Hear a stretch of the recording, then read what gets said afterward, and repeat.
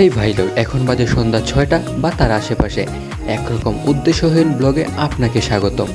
উদ্দেশ্যবিহীন বলার কারণ হলো কোথায় যাচ্ছি সেইটা তো জানি, কিন্তু কী কারণে যাচ্ছি সেইটা জানি না। আপাতত জেনে রাখুন, এক বড় ভাইয়ের কথা মতো এখন যাচ্ছি সিলেটের হৃৎপিণ্ড বন্দরে। তারপর সেখান থেকে আনুমানিক 40 বা 50 কিলোমিটার দূরত্ব হবে গোয়ালা বাজারে যাব। তো আমি Apu, I hope you know me. So let's start today's blog.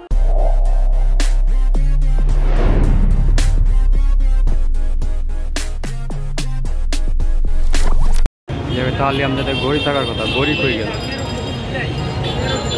যাই হোক, গড়ি কোথায় সেটা না হয় সিলেটের মেয়রই খুঁজে বের করবেন, আমার চিন্তা করার দরকার নেই। আমি বরং ইনস্ট্রাকশন মতো ভাইকে খুঁজে বের করি। আই থিঙ্ক পৌঁছে গেছি। আর এই চরিত্র দেখে পেয়েছে, এই যে লাল হলো জিক্সার। তো বাইকে খুঁজে পাওয়ার সাথে সাথে শেষ হয় পার্ট 1, এবার শুরু part 2, journey by bike. Destination Sylhet Sadar থেকে আনুমানিক 40 কিংবা 50 কিলোমিটার দূরে গোয়ালা বাজার। প্রথমেই পার করতে হবে সেই 1900 সালে ব্রিটিশদের বানানো সিলেটের ঐতিহ্যবাহী ব্রিজ, কিন ব্রিজ। কিছু চিনি দানার জন্য একদল পিঁপড়া যেভাবে সারিবদ্ধ হয়ে চলাচল করে, কিন ব্রিজ দিয়েও ঠিক একইভাবে ক্রমাগত সারাটা দিন লোক যাতায়াত করে।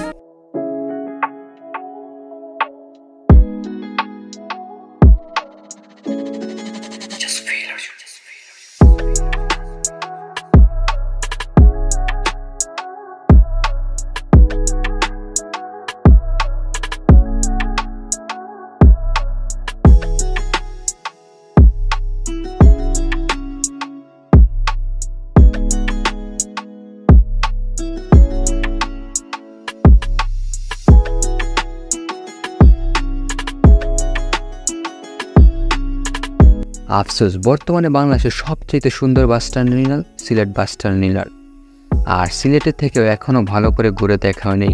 স্ট্রাকচার দেখে তো মনে হইতেছে ভাই এখানে একটা রকেট বানাইব। ইলন মাস্কের ফান্ডিং করে ইলন মাস্কের ফান্ডিং এ সিলেট হতে যাচ্ছে একটি অস্থায়ী রকেট, আন্তর্জাতিক স্পেস স্টেশন। আন্তর্জাতিক স্পেস স্টেশন। যাই হোক, কি হচ্ছে তা না হয় সম্পূর্ণ হয়ে গেলেই দেখা যাবে। অযথা কন বানিকা কারোর প্রতি এর মতো গ্যাস করার দরকার আছে? দরকার নাই। তো ভাই লোক, বেশ অনেক দিন ধরে কোথাও ঘুরতে যাওয়ার জন্য মনটা আফাস করছিল, আর আজকে আচমকা এরকম রাইডে বের হতে পেরে এমন মনে হচ্ছে একটা বাজ পাখি বন্দি খাঁচা থেকে মুক্তি দেওয়া হয়েছে।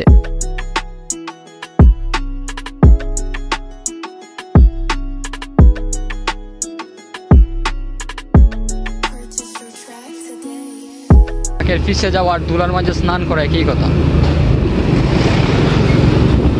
তো ভাই লোক, এখন আমরা শহর ছেড়ে ঢাকা সিলেট হাইওয়েতে আছি।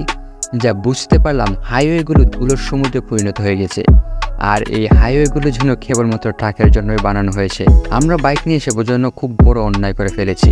এখন আপনারা বলতে পারেন, তাহলে ট্রাকগুলো কি আকাশপথে ভেসে যাবে? না ভাই, আমি মোটেই এটা বলতে চাইছি না। আমি শুধু বুঝাতে চেয়েছি একটা বাইকের ওজন ট্রাকের একটা টায়ার ওজনের সমান হবে কিনা সন্দেহ। So be safe.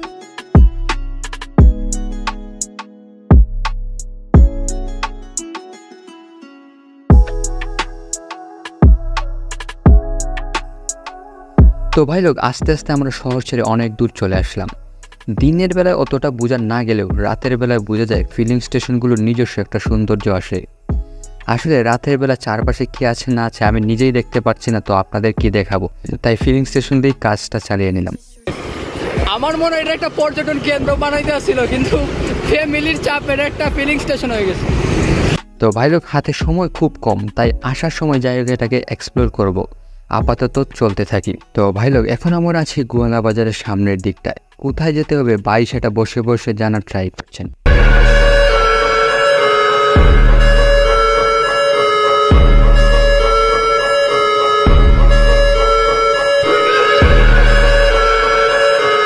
Veena হেলমেটে 80 kilometre বাইকে রাইড করার পর এখন মুখ থেকে বেরোচ্ছে যে রক্ত পড়ছে।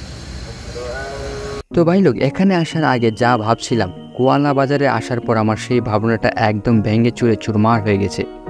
আন্দাজের থেকে অনেক বড় এই সিটি, আর সেই জন্য একদম সঠিক লোকেশনটা খুঁজে পেতেও সমস্যা হচ্ছে। এক লোকেশন 10খানা জায়গায়ও সঠিক লোকেশন পাওয়া যায় না। হয় যা একটা লোকেশন পাইছি, এটাও ঠিক হবে কিনা জানি না। তো ভাই লোক, হঠাৎ গোয়ালা বাজারে আসার উদ্দেশ্য হলো একটা iPhone 13 Pro Max এর সিম বাইপাস করা। এই বিষয়ে আর বেশি কিছু বলতে চাই না, কারণ আমার এই বিষয়ে কোনো জ্ঞানই নেই। বাইপাস কি, কেন হয়, গুগলে জেনে নিও। যদি উদ্দেশ্য সফল হতো তাহলে সব ডিটেলস বলে দিতাম, কিন্তু প্রায় 4 ঘন্টা গুতগুতির পরেও কোনো লাভ হয়নি। অন্যদিকে পেটের ভিতরে যা ক্ষুধার সৃষ্টি হয়েছে, তাই আপাতত প্রাণাপাত ডাইকেই ভরসা। তো ভাই লোক, যে উদ্দেশ্যে এসেছিলাম তা হয়নি তো কি হয়েছে, তাই বলে কি খালি হাতে ফিরে যাব? মোটেই না। কি করব ভেবে না পেয়ে প্রায় 1.5 লাখ টাকা ফোনটাকে মাত্র 200 টাকায় স্টিকারিং করা হলো। দেন আবার সিলেটের উদ্দেশ্যে রওনা দিলাম।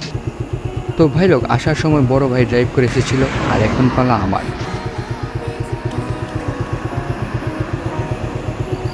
যাওয়ার সময় যে এই পেট্রোল পাম্পটা দেখে গেছিলাম, আর আমি তোমাদেরকে বলছিলাম যে একটা পর্যটন স্পট বানা থেকে পেট্রোল পাম্প বানাতে। আসলে এই পেট্রোল পাম্প বলে মনে হবে না, তোমাদেরকে জাস্ট একবার দেখাই।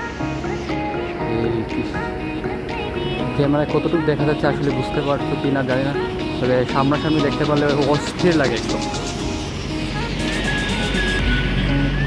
তো জায়গাটার নাম হচ্ছে মেসার্স হাজি মাহসুদুল আলী মডেল ফিলিং স্টেশন, এবং এটা বলতে পারো একটা প্রোটোটাইপ আর কি। বাংলায় সেই 2-3টা থাকলে আর কি যথেষ্ট এনাফ। তোমরা যদি আসতে চাও লোকেশনটা বলতে, এটা হচ্ছে সিলেট থেকে গোয়ালা বাজারে যাওয়ার সময় বা আসার সময় বলতে পারো। সামনের দিকে একটা ছোটোখাটো একটা পানির মধ্যে জলাধার আছে। তো এখন এই জায়গাটা একটি বাইক নিয়ে এক্সপ্লোর করবো।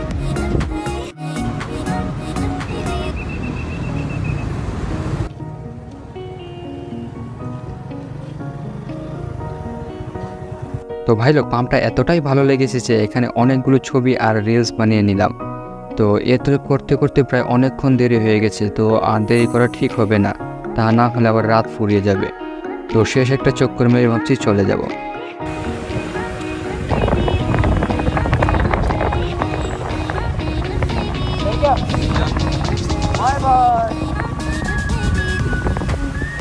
তো ভাই, বেশ কিছু সময় রাইড করার পর আমরা হাইওয়ের পাশে একটা রেস্টুরেন্টে আসছি পেট পূজা করার জন্য। বাইক এবং বাইক রাইডিংয়ে পরিপূর্ণ মানসিক শান্তি মিলবে ঠিক আছে, তবে তার চেয়েও বড় কথা হলো পেট শান্তি তো জগৎ শান্তি। যাই হোক, খাওয়া দাওয়ার পর আবার রাইড শুরু হয়। মাঝে মাঝে খুব বৃষ্টি শুরু হয়েছিল, তখন শার্ট প্যান্ট ভিজে একাকার হয়ে যায়। কিন্তু যখনই আবার 60-70 কিলোমিটার পার ঘন্টায় বাইক চালাই, তখন যে বাতাস সৃষ্টি হয়, সেই বাতাসে ভেজে শার্ট প্যান্ট শুকোতে 5 মিনিটও সময় লাগে না। তো এইভাবে চলতে চলতে রাত 12:30টার সময় আমি আবার আমার বাসায় চলে আসি। ফাঁকা নগরীতে যখন কোথাও কেউ নেই, তখন বাইক রাইড করার মজাই আলাদা। তখন নিজেকে এই নগরীর রাজা মনে হয়। তবে মাঝে একটা অঘটন ঘটে যেতে পারত, ঈশ্বরের কৃপায় কিছুই হয়নি। ভগবান, আপনাকে অসংখ্য ধন্যবাদ। তো ভাই, এই ছিল আজকের ভিডিও। আসলে অনেক দিন ধরে আর কি বাইক চালানোর প্রচুর মন চাইছিল, কিন্তু কাউকে বলতেও পারছিলাম না। তো আজকে হঠাৎ করে বড় ভাই আবার একটু ঘুরানিতে নিয়ে চলে গেল। আর উদ্দেশ্যটা কি আসলে প্রথমে জানা যায় না, কিন্তু শেষে ঠিকই জানা যায়। তো গিয়েছিলাম মূলত একটা আইফোনের সিম বাইপাস করাতে, কিন্তু যদিও সেটা হয়নি, তবে ছোটোখাটো একটা ট্যুর হয়ে গেছে। তো আজকের ভিডিওটা এখানে শেষ করছি। যদি ভালো লাগে প্লিজ একটা লাইক করে দিও, আর কেমন হচ্ছে কমেন্টে জানিও। চ্যানেলের প্রথমবার সাবস্ক্রাইব করে দিও। দেখা হচ্ছে পরবর্তী ভিডিওতে। See you, good bye.